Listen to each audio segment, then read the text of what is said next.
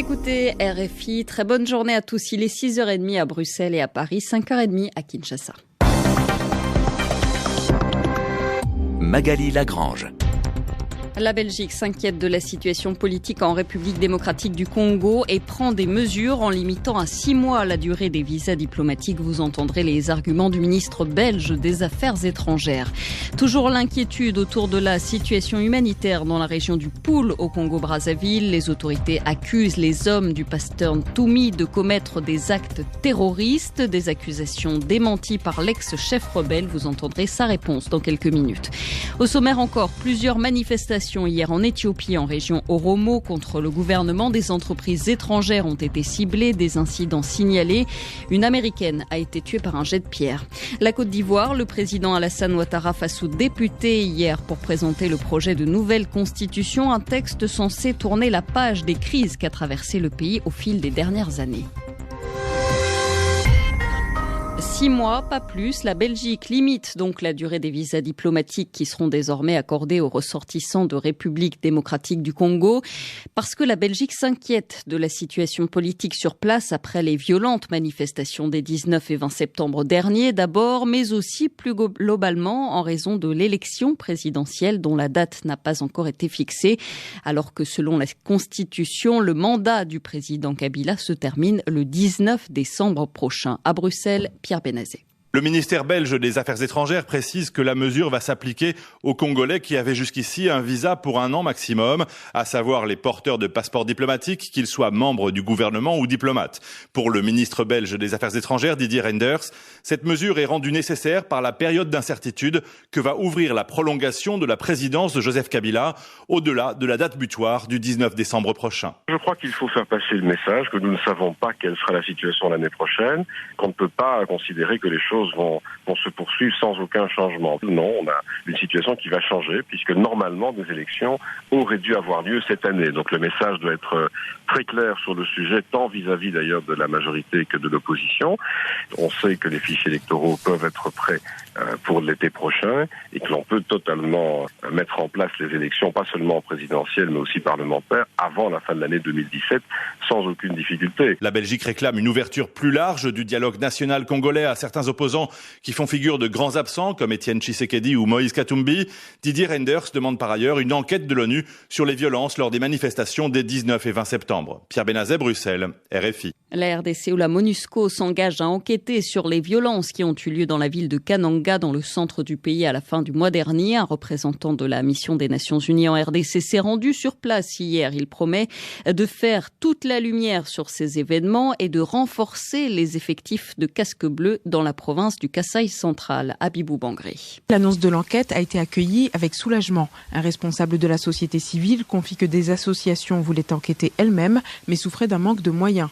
Résultat, elles comptent sur l'ONU pour éclaircir les zones d'ombre sur les affrontements meurtriers qui ont opposé les forces congolaises à la milice du chef coutumier Kamwina Nsapu, tué au combat en août. Elles attendent notamment des précisions sur les revendications des miliciens, une identification des victimes et un bilan précis. Car pour l'heure, il varie d'une source à l'autre. Une certitude, cependant, plusieurs dizaines de personnes ont été tuées. Lors de sa visite, le numéro 2 de la MONUSCO, David Gressly, a aussi annoncé un renforcement de la présence onusienne. Les précisions de Félix Bass, porte-parole de la MONUSCO. Le représentant spécial adjoint a annoncé l'intention de la MONUSCO de renforcer ses effectifs dans la province, notamment dans les domaines des affaires civiles, des droits de l'homme et de la police MONUSCO, afin d'œuvrer pour le retour effectif de la paix. Là encore, soulagement à Kananga. La situation est toujours tendue. Les civils craignent de nouvelles attaques, confie le responsable de la société civile. Déjà, ailleurs dans la province, des groupes de miliciens défient les forces congolaises et tentent de marquer leur territoire. Abibou Bangré, Kinshasa, RFI. Sachez que l'ancien vice-président de RDC en charge des affaires sociales et culturelles, Arthur Zaidi Ngoma, est décédé hier à Paris à l'âge de 69 ans.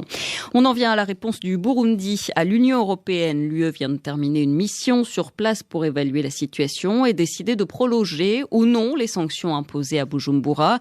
L'UE demande aussi au gouvernement burundais de se conformer à la résolution du Conseil des droits de l'homme de l'ONU votée il y a une semaine.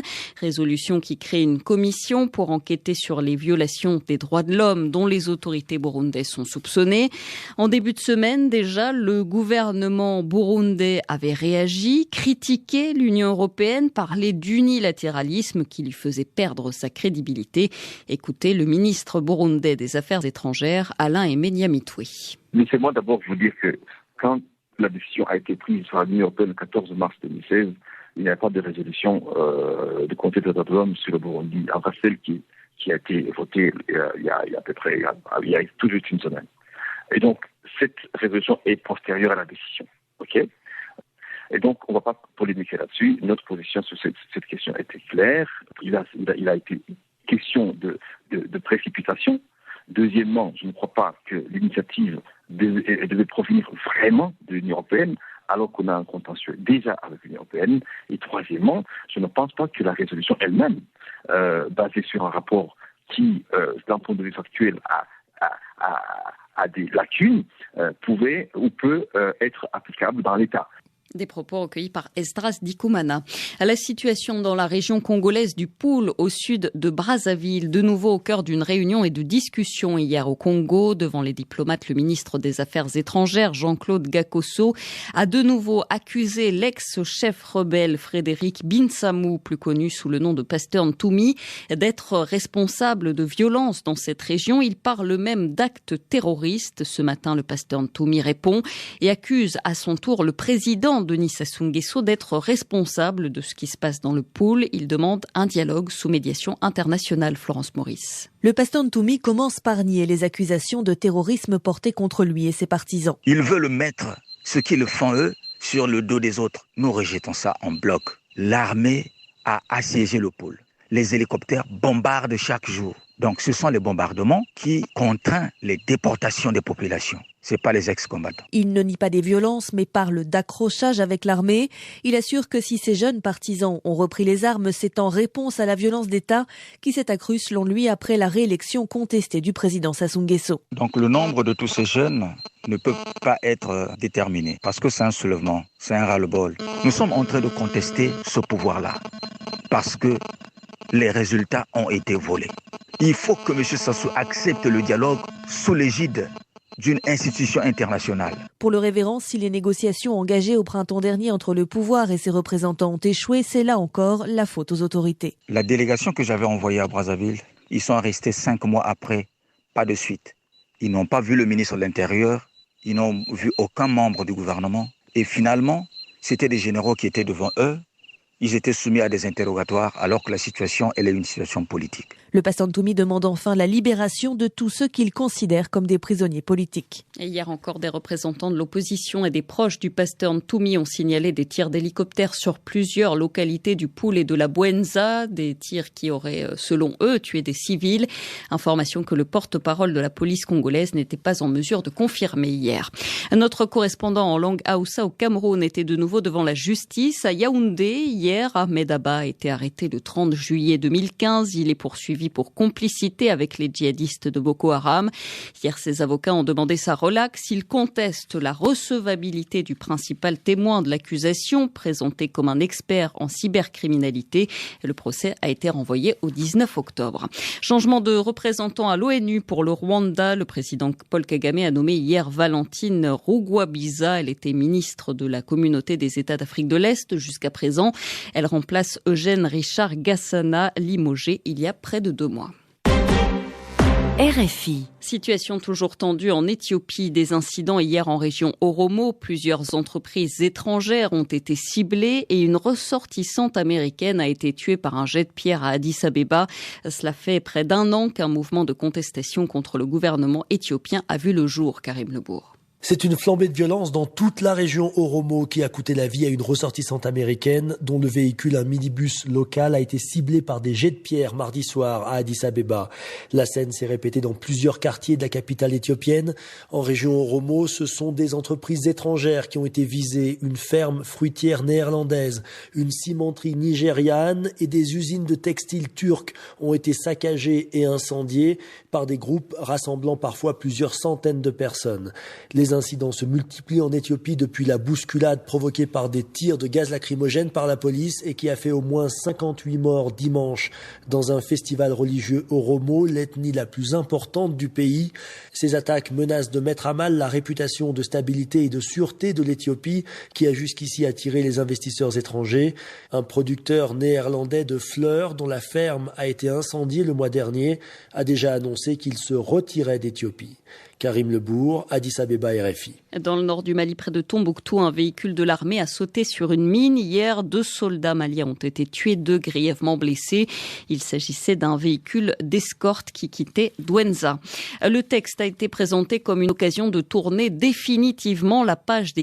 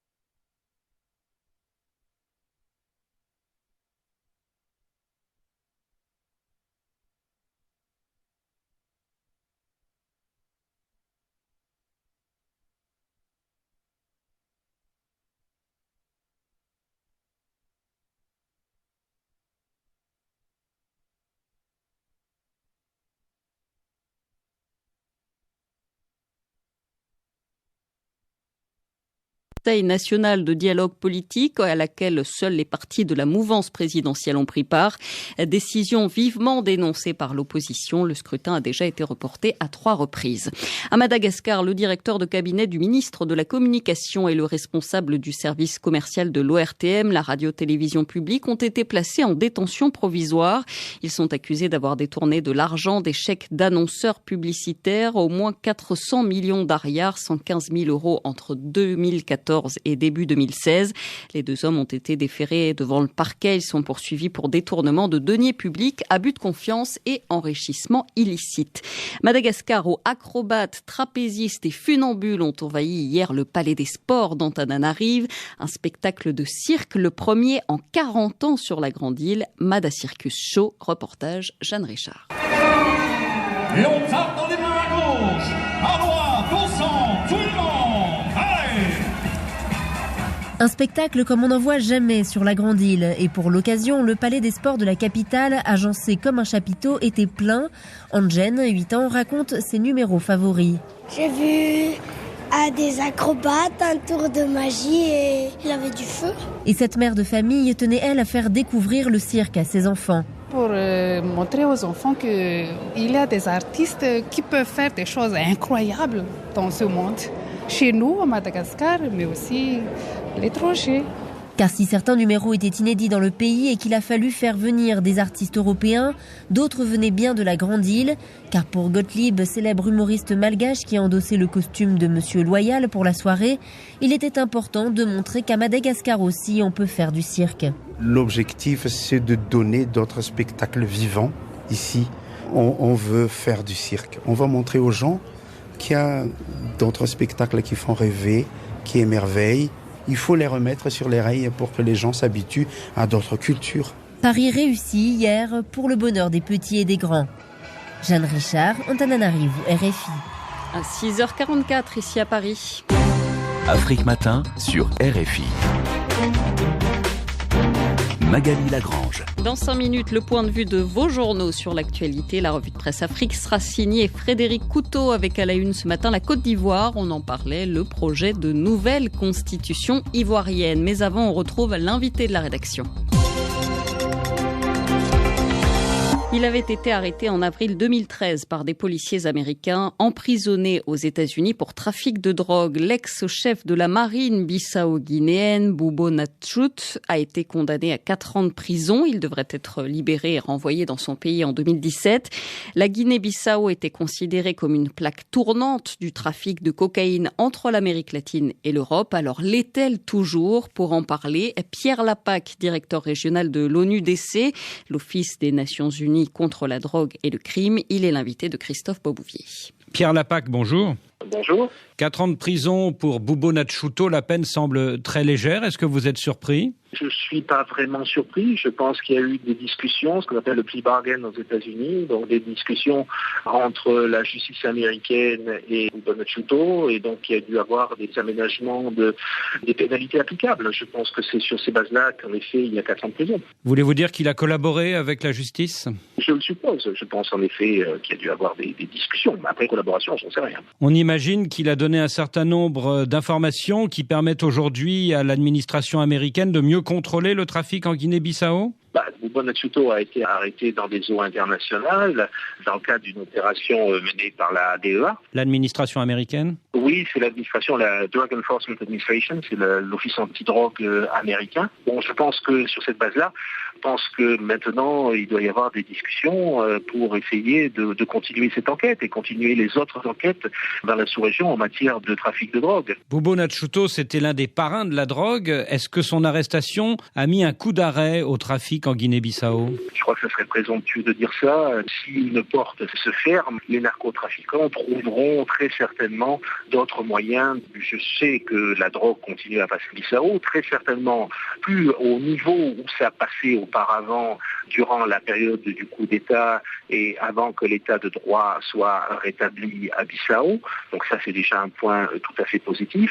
Mais ça continue. Il y a eu très certainement, et je le sais, des bascules qui sont passées donc de Bissau vers d'autres pays de la sous-région, les pays qui avoisinent Bissau, parce que les narcotrafiquants essayent justement de ne pas mettre tous leurs œufs dans le même panier et d'utiliser tous les différents maillons faibles qui peuvent exister dans cette sous-région. Vous pensez à la Guinée-Conakry? Entre autres, la Guinée-Conakry, très certainement, mais aussi les pays qui avoisinent, que ce soit Sierra Leone, Libéria, Sénégal, Gambie, enfin les pays qui sont dans cette zone.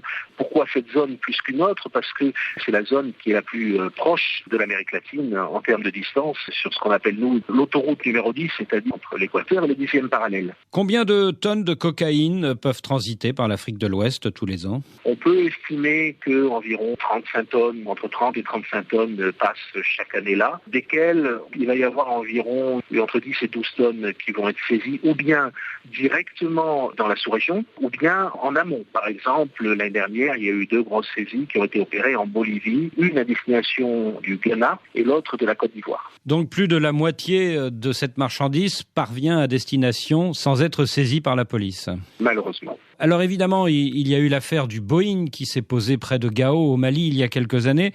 Mais au-delà de ce coup très spectaculaire, on dit que la plupart de la cocaïne passe par des containers qui arrivent dans les grands ports d'Afrique de l'Ouest. Est-ce que vous confirmez? Incontestablement, le transport par container est un des moyens importants. Pourquoi? Parce que c'est là où on peut mettre plusieurs tonnes. Le container qui avait été interpellé en Bolivie, il y avait 8 tonnes, ce qui est absolument colossal. Le problème du container, c'est que si ce container est intercepté, vous perdez 8 tonnes.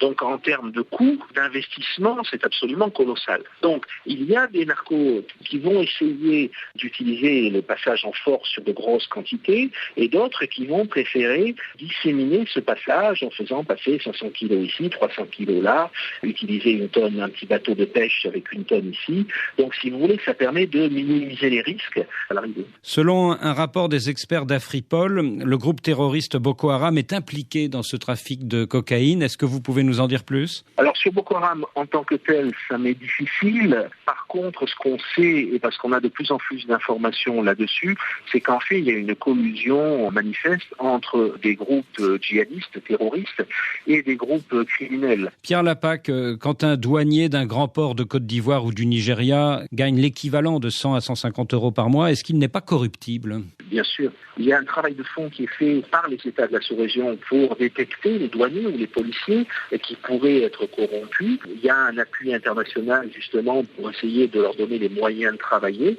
Mais c'est vrai que la corruption est une espèce de monstre inhérent à la sous-région et au monde entier. Et quand il y a corruption, c'est au niveau du simple douanier ou au niveau du directeur du port ? Il y a souvent des chaînes de corruption. C'est très rare qu'un douanier isolé soit corrompu. Il y a généralement des équipes, plusieurs personnes qui vont partager cette manne qui peut leur arriver. Donc oui, bien sûr, il faut travailler sur tous les niveaux, il faut travailler à tous les plans. C'est toute la difficulté des cas de corruption. À vous écouter, Pierre Lapac, la capture de Boubou Natchouto n'a pas changé grand-chose. Au contraire, le trafic continue de prospérer, non ? Bien sûr, le trafic continue de prospérer, que ce soit en Colombie, en Afrique de l'Ouest ou en Europe ou aux États-Unis. Tant que vous aurez des gens qui sont d'accord pour payer la cocaïne à 80 euros le gramme, vous trouverez des gens qui seront d'accord pour la produire à un prix à 100 fois moins cher ou 1000 fois moins cher. Donc je crois qu'il n'y a certainement pas de panacée et qu'il va falloir continuer à travailler pour les années et pour les décennies à venir contre le trafic de drogue. Pierre Lapac, merci. Le directeur de l'Office des Nations Unies contre la drogue et le crime répondait à Christophe Beaubouvier. Magali Lagrange. En Syrie, l'armée annonce une baisse des bombardements sur Alep, ville rebelle pilonnée depuis plusieurs semaines. Les Russes qui participent au bombardement renforcent leur dispositif naval en Méditerranée. De ce côté, la France tente de trouver une solution et prépare une résolution devant le Conseil de sécurité de l'ONU. Le ministre français des Affaires étrangères, lui, sera aujourd'hui à Moscou, demain à Washington. Les États-Unis se préparent à l'arrivée de l'ouragan Matthew. Les autorités ordonnent l'évacuation de plusieurs centaines de milliers de personnes en Floride, en Géorgie et dans les deux Carolines, avec des rafales jusqu'à 200 km/h. Matthew a déjà fait 25 morts dans les Caraïbes, mais le bilan reste sous-évalué. Haïti a dû annuler ses élections présidentielles et législatives prévues le week-end prochain. Et puis l'ex-premier ministre portugais António Guterres est assuré de devenir le prochain secrétaire général de l'ONU. Il a passé hier un cap décisif devant le Conseil de sécurité. Aucun pays membre n'a imposé son veto. António Guterres est âgé de 67 ans. Il a dirigé le HCR pendant 10 ans. 6h52 ici à Paris, c'est l'heure de retrouver Frédéric Couteau pour la revue de presse Afrique. Bonjour Frédéric. Bonjour Magali, bonjour à tous. À la une, la nouvelle constitution ivoirienne. Tournons définitivement la page des crises. Petite phrase prononcée hier par le président Ouattara devant l'Assemblée nationale. Une petite phrase pour un grand projet. À la une de Fraternité Matin. Et dans son éditorial, le quotidien abidjanais prend fait et cause pour le nouveau texte. Qui peut croire que nous tournerons définitivement la page de la partie sombre de notre histoire des années 2000 avec la même constitution ? Y a-t-il à s'étonner qu'Afin Guessan et Mamadou Koulibaly, les inspirateurs de la constitution établie en l'an 2000, refusent de renier leur enfant et acceptent de le regarder mourir sans pleurer ? Laissons-les s'agiter et pensons à notre pays, s'exclame Fraternité Matin.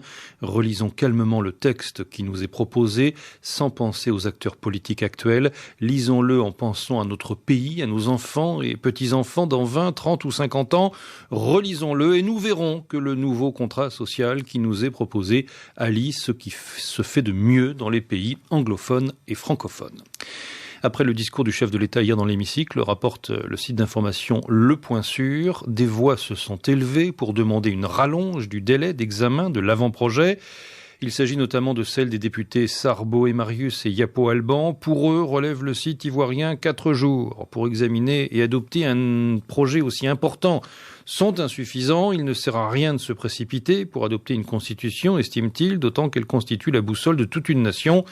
Pour sa part, la première vice-présidente de l'Assemblée, Sarah Sako Fadiga, indique que le délai est raisonnable. Mieux, elle rappelle que les copies de l'avant-projet de constitution étaient disponibles dans le casier de chaque député depuis vendredi dernier. Et la presse de la sous-région, elle a apparemment eu le temps de se pencher sur le texte et certaines dispositions passent mal.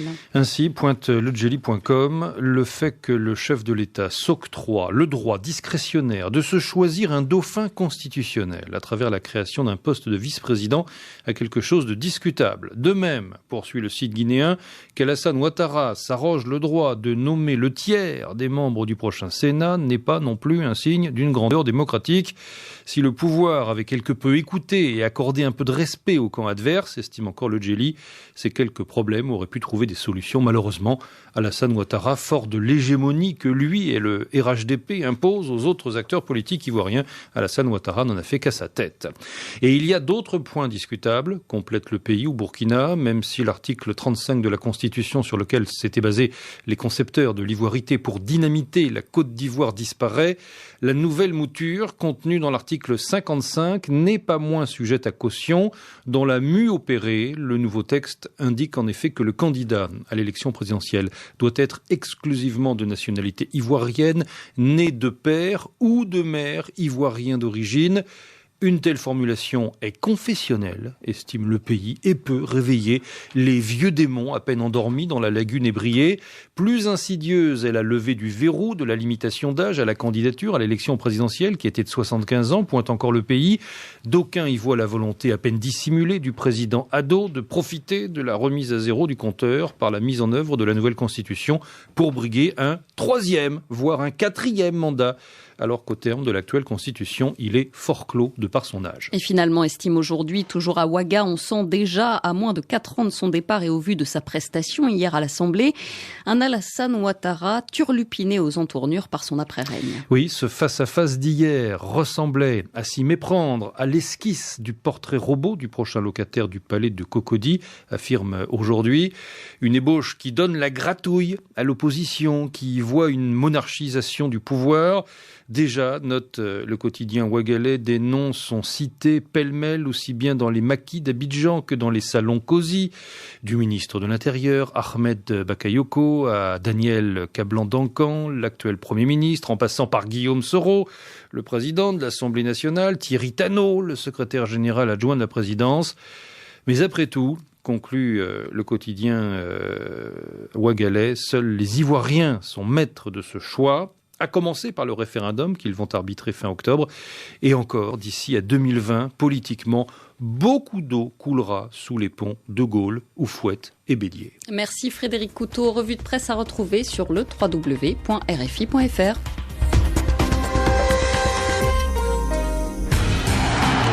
Vivez votre passion du sport avec Monégram, transfert d'argent. Le journal des sports, bonjour Antoine Grenier. Bonjour Magali. On commence avec le football à la veille des premières rencontres d'éliminatoire de la Coupe du Monde 2018 en zone Afrique, avec d'abord le Cameroun qui se prépare à son choc contre l'Algérie. Un rendez-vous fixé à dimanche au stade Mustapha Tchaker de Blida. En attendant, les Lions indomptables étaient à Marseille pour une rencontre amicale face à l'OM. Score final, 1 but partout. Les Camerounais avaient ouvert la marque sur pénalty par Vincent Aboubakar. À noter que Clinton Gier, l'attaquant des Lions indomptables et de Marseille, n'était pas là. Il est forfait en raison d'une blessure. Et autre nation a joué dimanche le Sénégal, les Lions qui affronteront leurs voisins capverdiens. Ce sera samedi, pas dimanche. Toutes mes excuses, au stade Léopold Sédar Senghor de Dakar. Et un joueur sera très attendu côté Sénégal. Sadio Mané, l'attaquant de 24 ans, arrivé à Liverpool cet été en échange de 36 millions d'euros. Babacar Fall l'a rencontré. Son maillot est le plus vendu sur le marché. Le numéro 10 des Lions, il est le chouchou des supporters pendant les séances d'entraînement. Mais ce statut de number one de l'équipe du Sénégal, Sadio Mané ne veut pas le porter. Personnellement, moi, je pense que le number one, toujours, c'est l'équipe. L'attaquant de Liverpool, 3 buts et 3 passes décisives en 6 matchs, vient d'être nommé meilleur joueur de la Première Ligue pour les mois d'août et de septembre. Tout va bien pour le joueur des Reds. Je ne vais pas m'en contenter. Je vais essayer de travailler encore plus pour atteindre mes objectifs. Objectif pour son club, pour sa sélection, mais aussi ambition personnelle. Pourquoi pas terminer meilleur joueur du championnat anglais à la fin de la saison et succéder à Riyad Mahrez? C'est possible à Liverpool où Sadio Mané s'est très vite adapté. Il était facile pour moi de bien m'intégrer parce que non seulement on a une équipe de qualité et on a l'un des meilleurs coachs du monde, donc je pense que c'était la chance que j'ai eue dans cette équipe et avec aussi le travail et le sérieux. Samedi soir, face au Cap-Vert, Mané va honorer sa 38e sélection avec les Lions. Va-t-il marquer son 11e but en sélection? Le stade Senghor lui réussit souvent. Babacar Fall, Dakar, RFI. Et à noter que Ryan Mendes est forfait pour cette rencontre Sénégal-Cap-Vert. L'attaquant capverdien de Lille, opéré d'une pubalgie, est absent 6 à 8 semaines. Et on termine avec des nouvelles de Rigobert Song. Le double vainqueur de la CAN avec le Cameroun va de mieux en mieux selon nos sources. Il est arrivé comme prévu hier à l'hôpital de la Pitié-Salpêtrière à Paris où il est désormais pris en charge après son accident vasculaire cérébral de dimanche. Merci Antoine Grenier pour cette actualité sportive. Tout de suite, c'est un nouveau journal international sur l'antenne de RFI, bien sûr. Le journal des sports Afrique vous a été proposé par MoneyGram Transfert d'argent. Plus de 30 000 points de vente MoneyGram à votre service partout en Afrique. MoneyGram, le lien qui vous rapproche.